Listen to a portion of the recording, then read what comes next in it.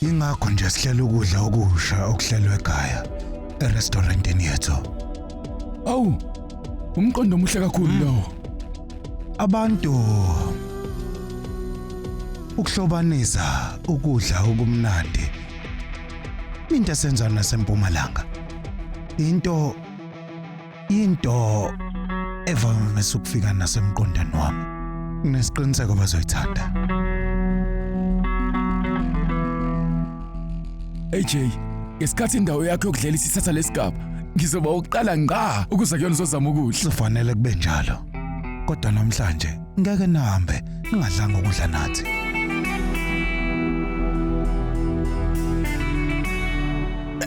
Mnumzane, ukudla sekulungile. Futhi netiffin nayo seyifikile. Kulungile. AJ, unendawo yakho yokupheka ukudla. Kodwa namanje usancamela ukudla kuphekwe ekhaya? Yebo. Ukudla kwasekhaya kumnandi. Ukuthi ungangakudla. AJ, ngingakuthokozela ukuze itsefini yakho. Oh, uma ungenankinga. Kulungile mvishwa banikeze. Yebo mnumzane. Ngiyabonga.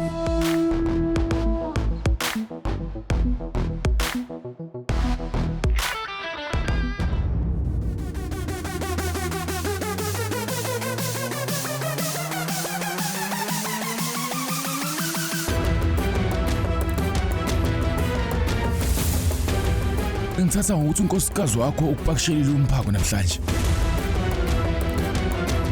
Ngiyaxolisa, bekumele ngaba nguvulanga. Cha yimina kufanele axolise. Yazi uma ungiphakelele isikafutini.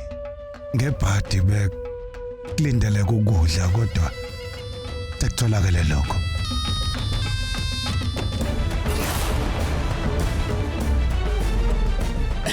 Mnumzane saney'khaftini ey'mbili zokudla la. Ngicabanga ukuthi sisanokudla phakathi.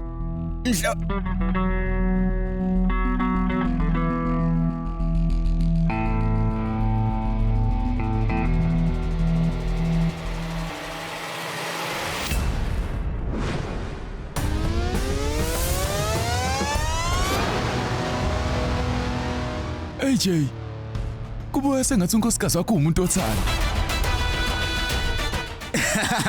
Mnumzane ulela uhleli yazi.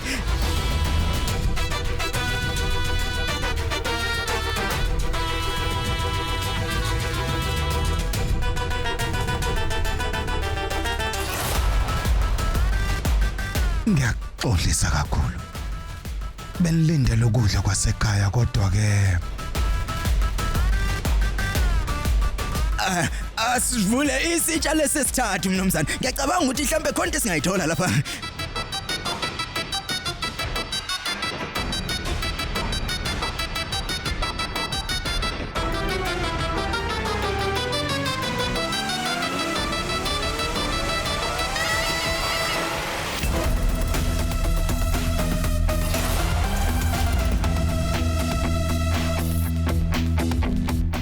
Ngiyaxolisa kakhulu. Bengakulindele lokho. Benilindele ukudla kwasekhaya kodwa ke sekuvele kwenzeka la kanjena. Ngizokhuluma noVishorup ukuthi alilungiselele ukudla nekuthandayo. Isidlo semnandi sasemini. Ngiyaxolisa kakhulu ngalokho. Ungakhathazeki AJ. Ngiyengezwe kuthiwa umphako uyindlela enhle kakhulu yokuxhumana. Kuukuthi siyajabula masidla ukudla kumnandi. Noma uphathe umyalezo osuka enhlizweni njengalona. Ngicabanga ukuthi kumele umfonele unkosikazi wakho. Yebo.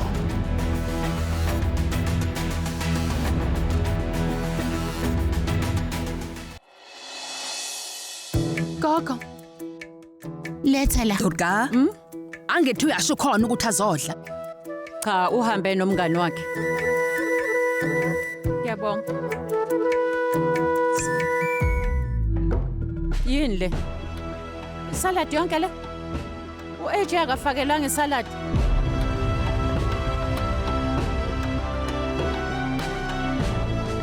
Doka, lesi sinko sefana.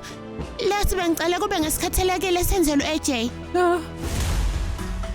Durga, amaveji amangaka. Shothi uAJ akasiphathanga isikhaftini akhe namhlanje. Kunjani ngitholela ukudla?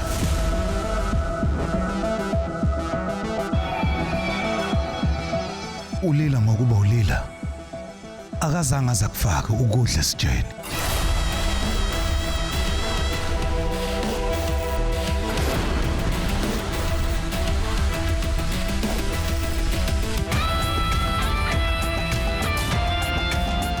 Lila. Uhambisele AJ izinto enganalutho.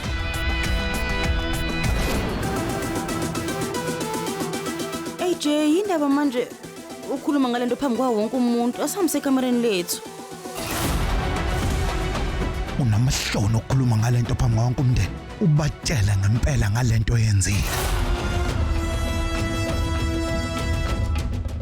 Into yini leyo? Ma amanye ama-client bese ofisini lami namhlanje.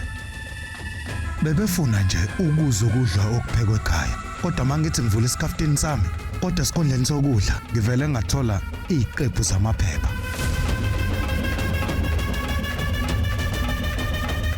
Kodwa AJ Lila ungabisakhuluma. Awazi ukuthi ngihlambalazeke kanjani phambi kwama-client ami namhlanje emsebenzini. AJ ngempela bengazi mina ukuthi khona ikhulu besifikile office lakho futhi besifuna ukudla kuTiffany yakho. Ukuba bengazi bengengikwenze. Lila ngenxa yakho ama-client ami uphoqa ukuthi ahamba ngadlanga. Ngigobisa ikhanda lami ngokuphoxeka, kodwa naku wena uyaqhubeka lokhu uqhubisana nami. Cha. Awungizwa kahle wena angilwi. Kodwa kwenzeka kanjani ukuthi bangakwazi ukudla nhlobo? Wona ngumphathi nje wendawo yokudlela. Bebengakwazi ukudlela khona nje. Lila namanje awuyitholi lento angithi akukhona ukubaleka kokudla. Kodwa ama-client ami befuna ukudla okuphekwe ekhaya. Angisazi ukuthi kufanele ngithini kuwena. Ngisho ngathiwa ngizama kangakanani ukubekezelela kodwa wena njalo uhlala wenza inkinga. AJ ngixolisa Kwanele. Ayi manje Lila. Ayi manje. AJ Lila ungalenga ungilandele. Ngiyakhuza.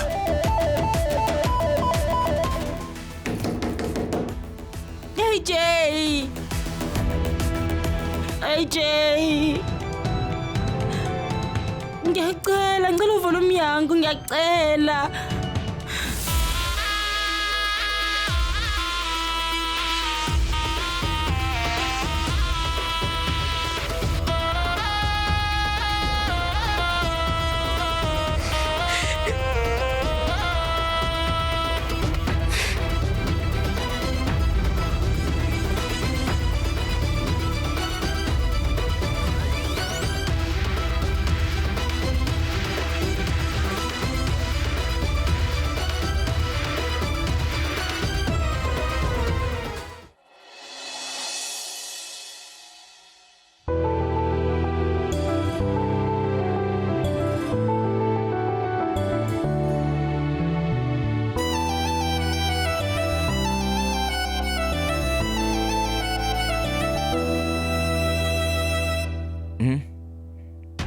Lila mi.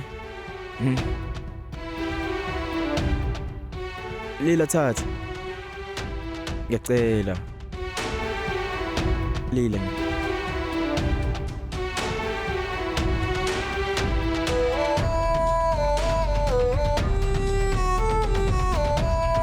Lila.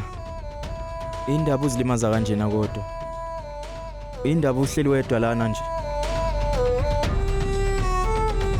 Ngeke ngisuke la azawuvula umnyango AJ. Bangihambi. Lila ungayenzi lento. Ngiyacela ungayenzi lento. Phumula kancane yeso. Kanjani? Ngifuna ukumtshela nje ukuthi ngiyaxolisa. Futhi ngeke ngize ngihambe ngangivumeli. Kulungileke. Awuyindawo kulungile ngiyakuzwa. Yash. Ukhuluma ngani ngempela? Lila, monge ungilalele mina ke. Kungani mina kumele ngilalele wena? Sisohlangothini olodwa.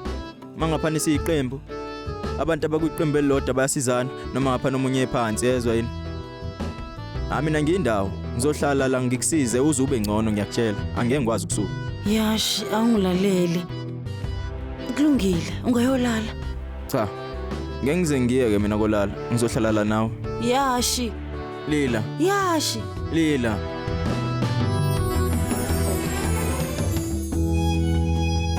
Yes. Wenza ngathi usiswami uRivati. Uma engijezisa. Wayevela ehlala eceleni kwami angafuni ukuhamba. Nobabili ngathi anikwazi ukuhlukaniseka ngempela. Kwangempela. Uma ngasangibone la ngihleli ngedwa, engaphuthuma azohlala la eduze kwami. Awu ngempela. Ngizofana ngimthinte lana ocingweni. Ima kunenamba yakhe. Nike nixoxe. Mina yabona kushuthi empela njalo. Sinjalo. Ngiyakhuluma? Yakhumbula ukuthi saliphatha kanjani uhlelo sobabili yakhumbula. Oh, ngiyakhumbula. Ilapho ke esashintshelana khona ngezokuxhumana. Futhi ukhulu wacela thina sobabili ukuthi silungise igumbi lakho angazi noma usakhumbula nje. Yakhumbula lokho nje. Lila, asekwanele manje lokho. Ngicela uhambe egumbini lakho uthi ukuphumula kancane, ngiyacela. Yashi ngizohlala khona la. Cha. Lila, kodwa yini inkani engaka ngitshela? Yini inkani? Yashi. Ngicela uhambe yolala. Ngisafuna ukuba ngedwa kancane. Ngeke kwenzeke lokho ngiyahlala mina la. Ngiyacela. Qinisile? Ufuna ngihambe ngempela? Ngiyahamba.